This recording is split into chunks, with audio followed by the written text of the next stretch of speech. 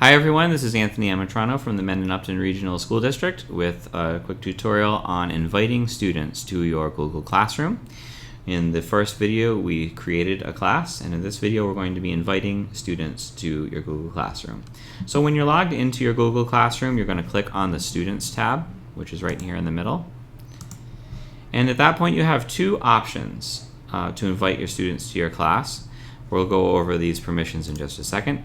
The two options are to give them this code that's here, so you can post that on your Weebly website if you have one of those, or you can just post it up in your classroom somewhere so that the students know that that's the code that they enter in order to join the class. The students should only have to enter in that code once. They shouldn't have to enter it in again.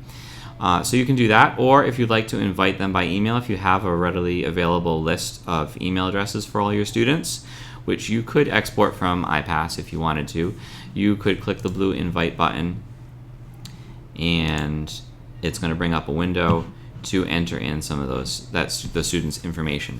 The advantage to doing this is you know that you have invited all the students in your class and you can see whether or not they accepted the invitation, but it is a lot of work to kind of load in all of the students' email addresses. So it's not exactly my recommended option, but it is an option that's available to you. The best and easiest way for you is to just give them this code and then just keep track of who's already enrolled in the class as the students start populating into here. You'll see whether or not they are enrolled. So you can check on with your class list so that you can see whether or not they have enrolled. Once you have enrolled all the students in your class, you can use Google Classroom to its full potential. One key piece of advice is to focus on using Google Classroom as your workflow solution.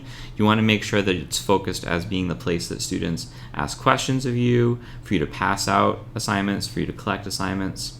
A lot of times I observe teachers receiving numerous emails from students and spending some time in class to pass out work or to collect assignments or to check if they've done their homework.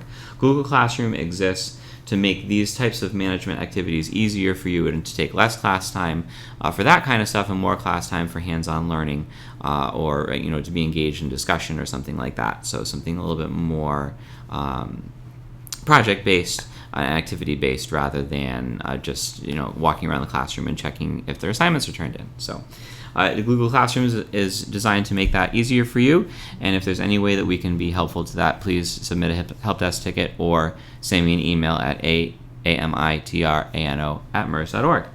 That's it for inviting students to your class. Oh, before we go, one thing that popped up earlier was this permissions here where it says students can post and comment.